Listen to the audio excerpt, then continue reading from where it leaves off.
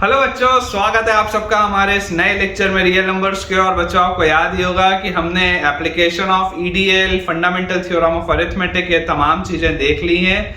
आज का lecture again बहुत ही जबरदस्त लेक्चर है, काफी एक्साइटिंग लेक्चर है और आपको बहुत कुछ आज सीखने को मिलेगा।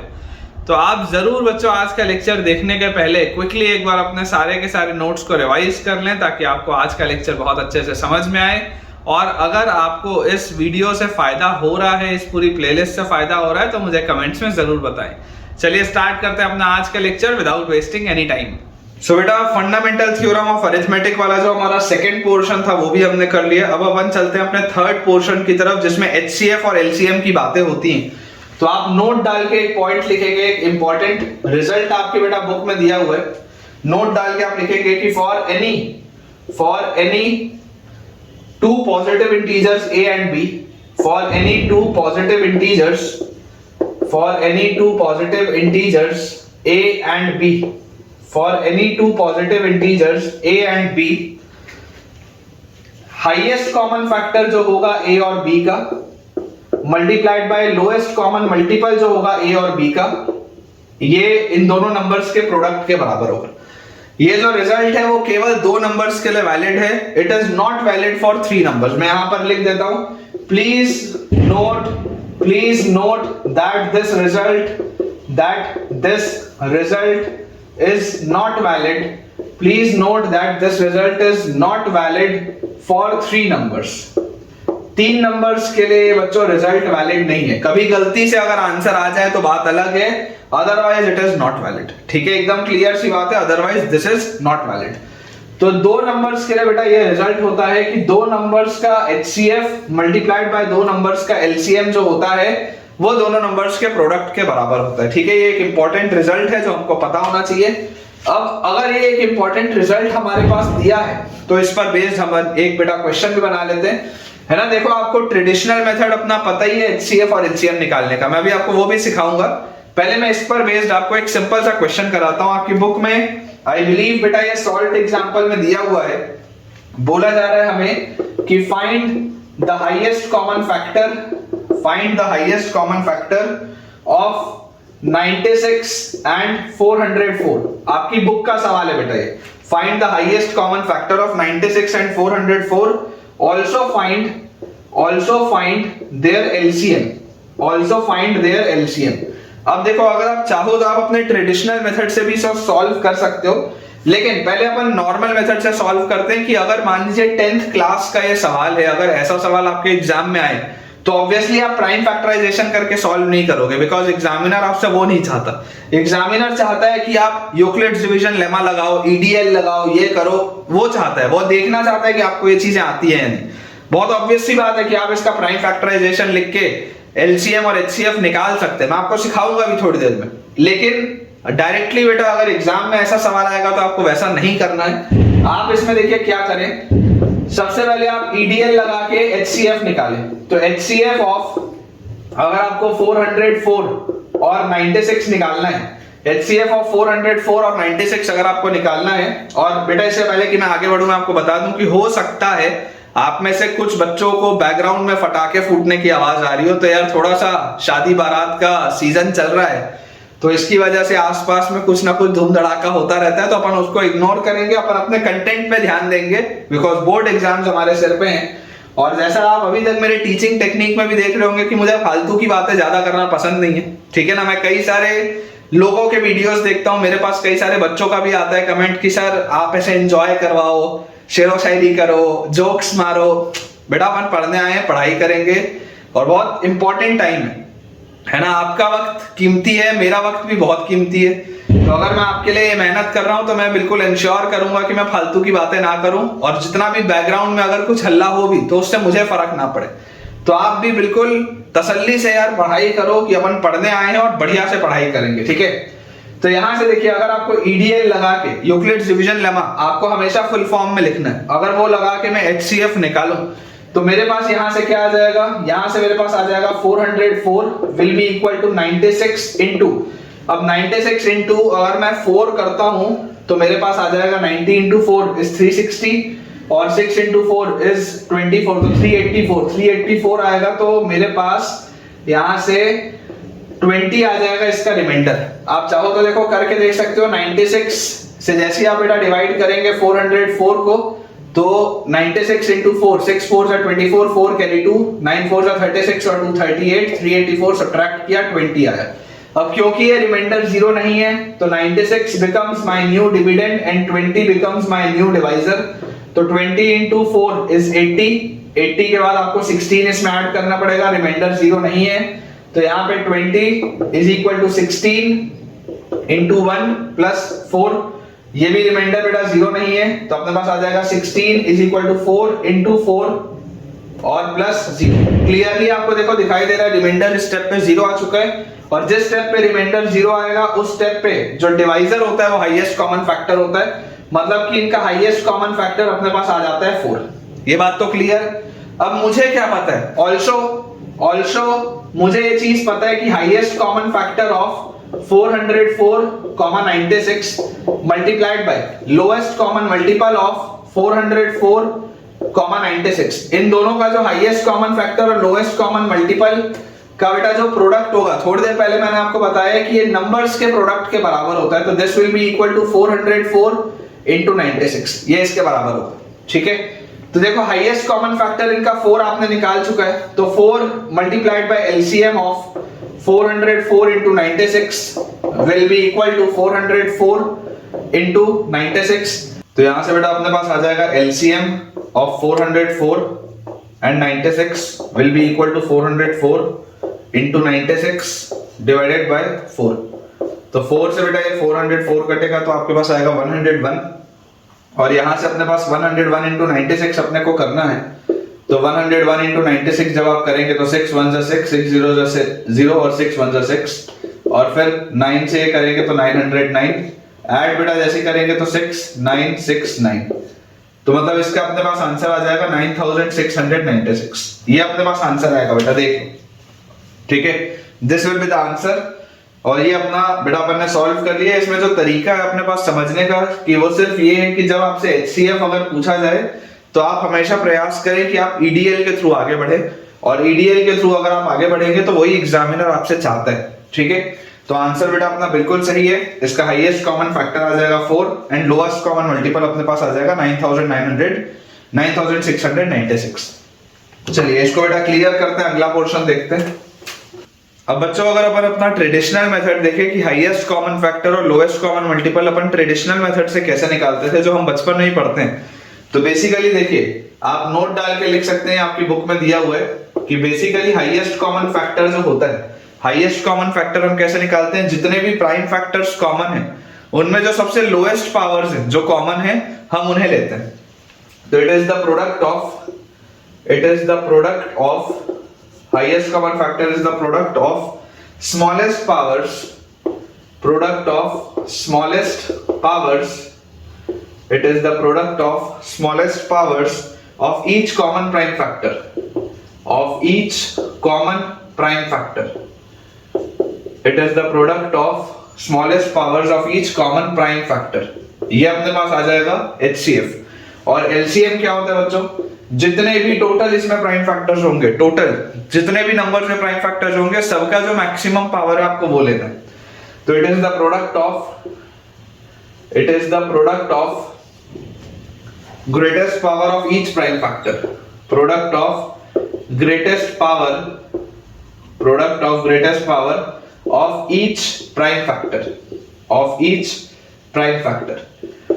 बेसिकली बच्चों देखिए किस तरीके से इसका यूज हमको करना है, मैं आपको एक क्वेश्चन के थ्रू बताता हूँ। ये आपके बुक में बेटा दिया हुआ है सॉल्व्ड एग्जांपल में, कि आप इमेजिन करें अगर आपके पास दिया हो कि find the HCF and LCM, find the HCF and LCM of 6, 72 and 120, 6, 72 and 120। मान लीजिए अगर बेटा मेरे पास ये सवाल दिया हो। अब आप जानते हैं कि 3 नंबर्स में तो ऐसा कोई रिलेशन नहीं होता है, मैंने आपको अभी थोड़ी देर पहले ही बताया था कि सिर्फ 2 नंबर्स के लिए रिलेशन होता है कि 2 नंबर्स का product is equal to the product of its HCF and LCM, लेकिन 3 नंबर्स के लिए ऐसा रिजल्ट होता नहीं। तो सबसे पहले देखिए इसका तरीका क्या होगा। हम सबसे पहले बच्चों 6 के टोटल प्राइम फैक्टर्स लिखेंगे, तो 6 में आ जाता है 2 की पावर 1 और 3 की पावर 1। यही इसके प्राइम फैक्टर्स।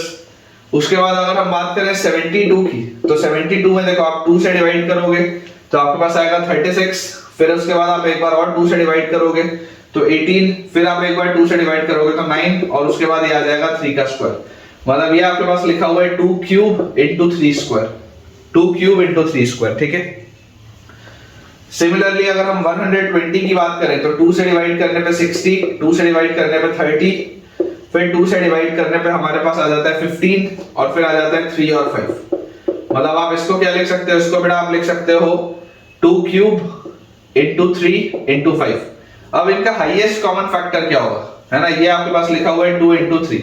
तो हाईएस्ट कॉमन फैक्टर होता है कि जो फैक्टर्स कॉमन है उनमें जो सबसे मिनिमम पावर है। जैसे देखो 2 तीनों में कॉमन है, 2 का फैक्टर तीनों में कॉमन है और उसमें सबसे छोटा पावर यहां पर है तो आप 2 लोगे। उसके बाद फिर तीनों में सब में कॉमन क्या है, 3 सब में कॉमन है, तो अगर 3 सब में कॉमन है, इधर भी है, इधर भी है, इधर भी है, तो तीनों में सबसे छोटा पावर कौन सा है, तो 3 की पावर 1 है।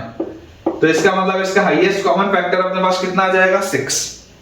और अगर हम बात करें एलसीएम की, तो एलसीएम में होता है कि टोटल जितने भी प्राइम फैक्टर्स होते हैं सबको लेना है और सबके बड़े वाले पावर को लेना है। तो देखो 2 अपने पास है और 2 का सबसे बड़ा पावर 3 है तो 2 क्यूब, फिर 3 अपने पास है, 3 का सबसे बड़ा पावर है स्क्वायर तो 3 स्क्वायर, और फिर 5 इधर है, इन दोनों में तो 5 नहीं है तो फिर 5 का पावर 1, ये अपने पास आएगा, ठीक है। तो यहां से देखो आपके पास क्या आ जाता है, ये 2 का क्यूब होता है 8, 8 इंटू 5 होता है 40, और 9 इंटू 40 हमारे पास आ जाएगा 360, ये चीज अपने पास आ जाती है। तो इनका जो हाईएस्ट कॉमन फैक्टर अपने पास आएगा बच्चों, highest common factor will be 6, बिल्कुल सही है। और इनका जो एलसीएम अपने पास आएगा दैट विल बी 360, बिल्कुल सही। और आप क्लियरली देख सकते हैं कि 6 इंटू 360 इसके बराबर नहीं है ना, 6 इंटू 360 इसके बराबर नहीं। तो इस तरीके से हम एचसीएफ और एलसीएम निकालते हैं। ये आपकी बुक में दिया हुआ था इसलिए बेटा इसको मैंने आपको करा दिया है, ये बेसिक सी एक चीज थी। अब अगर आपको ये वाली चीज समझ में आती है तो इसके बाद आपकी बुक में बेटा दिया हुआ है एक्सरसाइज 1.2, इसके बाद आपकी बुक में दिया हुआ है एक्सरसाइज 1.2। एक्सरसाइज 1.2 के पहले का जितना भी नॉलेज था मैंने आपको दे दिया है। अगर हम एक्सरसाइज 1.2 देखें तो मेरे हिसाब से question number 1, question number 2, question number 3 और क्वेश्चन नंबर 5 आप सबसे बन जाना चाहिए। 1, 2, 3 और 5 बहुत आसान है, आप सबसे बन जाना चाहिए। अगर इनमें से आपको किसी भी क्वेश्चन में डाउट आता है तो आप बिल्कुल कमेंट सेक्शन में बच्चों पूछ सकते हैं। क्वेश्चन नंबर 4 मैं आपको बता देता हूं क्योंकि क्वेश्चन नंबर 4 थोड़ा अच्छा है, इंपॉर्टेंट है तो आसान, आपने पढ़ा हुआ है, लेकिन मैं फिर भी आपको 4 बताना चाहूंगा क्योंकि इस तरीके के सवाल पेपर में आते हैं। हमारे पास दिया हुआ है कि given that highest common factor of 306 and 657, given that highest common factor of 306 and 657 is 9, तो find LCM of 306 and 657, ये अपने पास बच्चों क्वेश्चन है, ठीक है। आपको इसका LCM बताना है। अब देखिए 2 नंबर्स के लिए हमें ये बात पता ही है कि 2 नंबर्स का जो प्रोडक्ट होता है वो HCF और LCM क्या बराबर होता है। तो क्लियरली हमको पता है कि HCF into LCM is equal to product of two numbers, तो is equal to product of 2 numbers मतलब 306 into 657, और इनका हाईएस्ट कॉमन फैक्टर आपको 9 दिया हुआ है तो 9 times LCM will be 306 into 657। इसका मतलब LCM की वैल्यू कितनी आएगी, LCM will be 306 into 657 divided by 9, ये अपने पास आ जाएगा, ठीक है। 9 का बेटा अगर आप यहां पर देखोगे ये डिवाइड हो जाएगा, 9 3 27 होता है और उसके बाद 36 बचेगा तो 9 4 36, मतलब कि हमको 657 into 34 करना है। बेसिकली 657 into 34 करना है, कर लेते हैं। 7 4 28, 8 कैरी 2, 4 5 20 और 2 22, 2 कैरी 2, 6 4 24 और 2 26, और 3 7 21, 1 कैरी 2, 5 6 15 और 2 17, 7 कैरी 1 तो 19। तो ये अपने पास आ गया 8 3 और 7 6 13, 3 कैरी 1 तो 12 2 कैरी 1, 2 2 3 3 8, ये अपने पास आंसर आएगा बेटा। इसका आंसर एलसीएम जो आ जाएगा दैट विल बी 22,338, 22,338, ये अपने पास बच्चों इसका आंसर आ जाएगा, बिल्कुल सही, ठीक है। इसके अलावा बेटा क्वेश्चन नंबर 4 के अलावा आसान सा सवाल था। क्वेश्चन नंबर 4 के अलावा एक क्वेश्चन और है आपकी बुक में, आई होप शायद ये क्वेश्चन नंबर 5 या 6 है या 7 है, देख लेते हैं। मैं आपको वो भी करा देता हूँ, वो भी थोड़ा अच्छा सवाल है, इसको क्लियर करते हैं। अपने पास बच्चों क्वेश्चन लिखा है, शायद ये क्वेश्चन नंबर 7 है आपकी बुक में। इसमें दिया हुआ है there is a circular path, there is a circular path, ठीक है, there is a circular path around a sports field, around a sports field, there is a circular path around a sports field. Sonia takes 18 minutes to drive. Sonia takes 18 minutes. Sonia takes 18 minutes to drive. Sonia takes 18 minutes to drive one round of the field. To drive one round of the field. One round of the field. Sonia takes 18 minutes to drive one round of the field, while Ravi takes 12 minutes for the same. While Ravi takes 12 minutes, while Ravi takes 12 minutes for the same. While Ravi takes 12 minutes for the same. ये अपने पास बच्चों दिया हुआ है। Suppose they both start at the same time. Suppose they both start at the same time, suppose they both start at the same time and go in the same direction,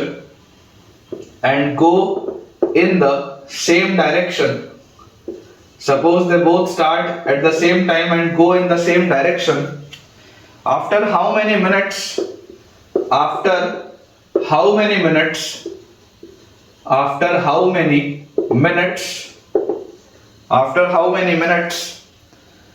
will they meet again at the starting point? Will they meet again at the starting point? ये अपने पास बच्चों देखो question लिखा हुआ है, ठीक है, थोड़ा सा लंबा क्वेश्चन था लेकिन है बहुत आसान। आपको बोला जा रहा है एक सर्कुलर पाथ है, स्पोर्ट्स फील्ड के अराउंड में एक सर्कुलर पाथ है, और आपको बोला जा रहा है कि रवि और सोनिया उसको दौड़ते हैं उसमें या ड्राइव करते हैं, है ना। रवि और सोनिया उसमें ड्राइव करते हैं, दौड़ते हैं, इस तरीके से आपको बोला जा रहा है। तो रवि और सोनिया दोनों ही एक साथ स्टार्ट किए, रवि और सोनिया दोनों ही एक साथ स्टार्ट किए। अब हमें बोला जा रहा है इसको ऐसा करते हैं, मैं आपको दो अलग अलग फिगर्स के थ्रू समझाता हूं, उससे आपको ज्यादा बढ़िया तरीके से क्लियर होगा। इमेजिन करिए ये स्पोर्ट्स फील्ड है, पहले इसमें रवि चल रहा है, फिर ये स्पोर्ट्स फील्ड है, फिर इसमें सोनिया चल रही है। मैं आपको पैरेलली दिखा रहा हूं, चाहूं तो मैं इसको इसके ऊपर भी रख के बना सकता हूं, लेकिन उससे आपको समझने में प्रॉब्लम आएगी। तो अपन ऐसा समझते हैं कि रवि और सोनिया दोनों सेम स्टार्टिंग पॉइंट से स्टार्ट करते हैं। Sonia takes 18 minutes to drive one round of the field. Sonia को यहां से यहां पर जाने में 18 मिनट लगते हैं, टोटल 18 मिनट्स यहां से यहां तक आने में, और रवि को टोटल 12 मिनट्स लगते हैं। रवि को यहां से यहां पर आने में टोटल 12 मिनट्स लगते हैं। अब बोला जा रहा है suppose they both start at the same time and go in the same direction, after how many minutes will they meet again at the starting point? तो दोबारा उनकी स्टार्टिंग पॉइंट पे मुलाकात कब होगी? बेसिकली दोनों एक ही फील्ड में हैं, रवि और सोनिया दोनों एक साथ ही मूव कर रहे हैं, पर मैं आपको अलग से इसलिए बता रहा हूं ताकि आपको क्लैरिटी आए कि हो क्या रहा है। तो आप इस बात को समझिए बेटा कि देखिए ऐसे सवालों में या तो हाईएस्ट कॉमन फैक्टर निकालना होगा या तो एलसीएम निकालना होगा। अगर आप देखोगे, मान लो अगर आपको कंफ्यूजन हो रहा है कि सर एचसीएफ निकालना है या एलसीएम निकालना है, तो मैं आपको बोलता हूं आप एचसीएफ निकाल के देख लो 12 और 18 का। 12 और 18 का एचसीएफ आपके पास आएगा 6। बहुत आसानी से आप बता सकते हैं कि 12 और 18 का एचसीएफ हमारे पास 6 आएगा। जरा आप सोच के देखो 6 मिनट बाद हो क्या रहा होगा। अगर आप 6 मिनट बाद ऑब्जर्व करोगे तो 6 मिनट में सोनिया कहां तक पहुंची होगी? सोनिया को टोटल 18 मिनट्स लगते हैं पूरा राउंड लेने में, मतलब 6 मिनट में सोनिया 1/3 में पहुंची होगी आफ्टर 6 मिनट्स। ये 6 मिनट में 1/3 पे होगी, फिर 6 मिनट बाद 2/3 पे होगी, फिर 6 मिनट बाद पूरा कंप्लीट करेगी, तब जाके इसको टोटल 18 मिनट्स मिले। और 6 मिनट में रवि कितना चल चुका होगा? तो रवि को टोटल 12 मिनट लगते थे, रवि को पूरे सर्कल में टोटल 12 मिनट लगते थे, तो 6 मिनट में रवि आधे पे पहुंच चुका होगा। अब आप ये जानना चाहते हैं कि देखिए इसको ये 6 मिनट में यहां से यहां तक ही पहुंचा, लेकिन ये 6 मिनट में यहां से यहां तक आ गए, ठीक है। तो मुझे बोला जा रहा है कि दोबारा कितने टाइम बाद दोनों स्टार्टिंग पॉइंट पे पहुंच जाएंगे, दोबारा कितने टाइम बाद, कि दोनों सेम टाइम पे स्टार्टिंग पॉइंट पे। तो मैं आपको बोलता हूं देखो 6 मिनट में ये कवर किया, फिर ये 12 मिनट में आया, यहां पर इसका कवर हो गया, फिर ये 6 मिनट में यहां, ये 12 मिनट में इधर है, 12 मिनट में ये कवर कर चुका है, लेकिन 12 मिनट में सोनिया यहीं तक पहुंची है, सोनिया 18 मिनट में कवर करती है। तो HCF तो आंसर नहीं हो सकता, ये बात तो समझ में आती है। अब अगर हम निकालें इनका LCM क्या है, 12 और 18 का अगर हम LCM निकालें तो हमें पता है कि HCF इंटू LCM क्या होता है, प्रोडक्ट ऑफ टू नंबर्स। मतलब LCM हमारे पास आ जाएगा प्रोडक्ट ऑफ टू नंबर्स, मतलब 12 इंटू 18 डिवाइडेड बाय इनका HCF मतलब 6। तो ये बेटा कैंसिल आउट होगा तो 36 आएगा, इनका LCM 36 आएगा। अपन देखते हैं 36 मिनट्स बाद क्या हो रहा है। तो देखो आप बच्चों इस बात को समझो कि रवि 12 मिनट में एक राउंड मारा, तो इसका मतलब 24 मिनट्स में रवि का दूसरा राउंड कंप्लीट हो जाएगा, और 36 मिनट बाद रवि का तीसरा राउंड भी कंप्लीट हो जाएगा। तो आफ्टर 36 मिनट्स रवि दोबारा स्टार्टिंग पॉइंट पे है, और रवि ने टोटल कितने इसके राउंड्स लगा लिए, तो 3 राउंड्स कंप्लीटेड रवि के, ठीक है, आफ्टर 36 मिनट्स। लेकिन अगर हम आफ्टर 36 मिनट बाद देखें सोनिया की, तो देखो सोनिया को एक राउंड मारने में टोटल 18 मिनट्स लगते थे, तो 36 मिनट्स के बाद सोनिया भी होगी तो स्टार्टिंग पॉइंट पे ही, लेकिन सोनिया के कितने राउंड्स कंप्लीट हुए होंगे, तो उस वक्त तक सोनिया के केवल 2 राउंड्स हुए होंगे, केवल इसके बेटा 2 राउंड्स कंप्लीट हुए होंगे, ठीक है। होंगे दोनों इस स्टार्टिंग पॉइंट पे आफ्टर 36 मिनट्स, लेकिन इसके 3 राउंड्स हो चुके होंगे और इसके 2 राउंड्स हुए होंगे। तो अपने पास देखो सवाल क्या था, after how many minutes will they meet again at the starting point. तो इसका आंसर क्या आ जाएगा, आंसर विल बी 36। सवाल पढ़ के ये बात तो एकदम क्लैरिटी है कि यार या तो HCF का सवाल है या तो LCM का सवाल है। जैसे अपन ने थोड़ी देर पहले अभी देखा था काजू बर्फी और बादाम बर्फी वाला, या HCF का सवाल है LCM का सवाल है, तो उसमें हमको फील आ रहा था कि हमको HCF निकालना है क्योंकि आपको स्टैक्स बनाना है। इसमें भी क्लियरली फील आ रहा है कि HCF तो आप निकालोगे नहीं, क्योंकि इनका HCF आएगा 6 मिनट। तो यार 6 मिनट में तो दोनों स्टार्टिंग पॉइंट पे दोबारा से कैसे होंगे, स्टार्टिंग पॉइंट पे अगर दोबारा से पहुंचना है तो LCM निकालना पड़ेगा।